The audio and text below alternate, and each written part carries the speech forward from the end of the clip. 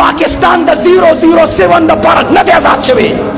باجو د پر نه دی جوړ چې ته اوس خلکو ته باجی خې دا د باجو د پر نه دی جوړ ته اوس لګي خلکو ته باجی خې دان میری جسم میری مرضی د پارا نه دی آزاد شوی هغه په سیکل باندې لاړ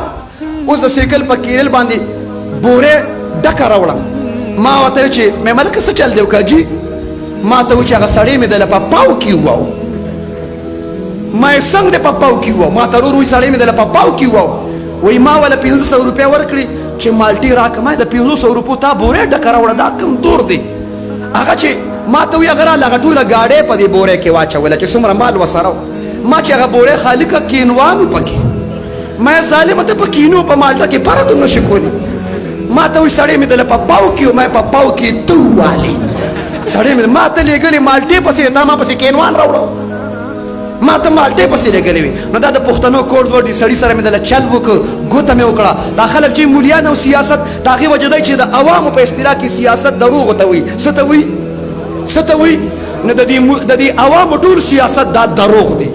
او چې کوم علما دي هغه د قران او د حدیث دا نظام را وستو د پر قدم چتي هغه سیستم داغي حق او سچ او ټیک دی خدا عوامي اصطلاح د عوامو کې دا مشهور دي لہذا روزگار کاروبار به شریعت مطابق کوي ان شاء الله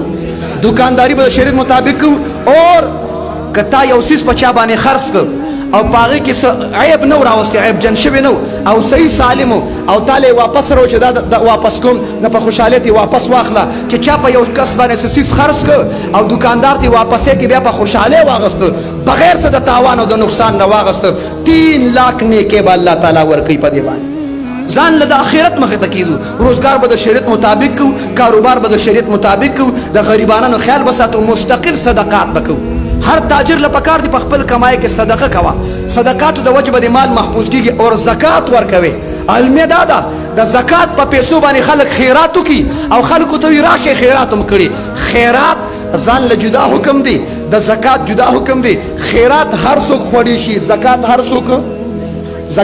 څوک د زکات د پرمورچ خپل مصارف دي په هغه ځای کې به خرج کړي دی وجنه د زکات پیسو باندې خیرات مکو د زکات پیسو کې تملیک شرط دی دا به ورکه فقیر ته مسکین ته سوشل ورکرز بنون چې کوم خلک خدمت کوي د غریبانو کورونو خیال وساتي د خلکو په کور کې د اوبو تنظیم وکړي هند پمپ ولګوي بور ولګوي دا صدقه او خیرات دی دغه ته جمعات دی مسجد دی د مسجد کې د اوبو ضرورت دی د پکی ضرورت دی دا د مسجد ضرورت پوره کول دا صدقه ده څه شی دی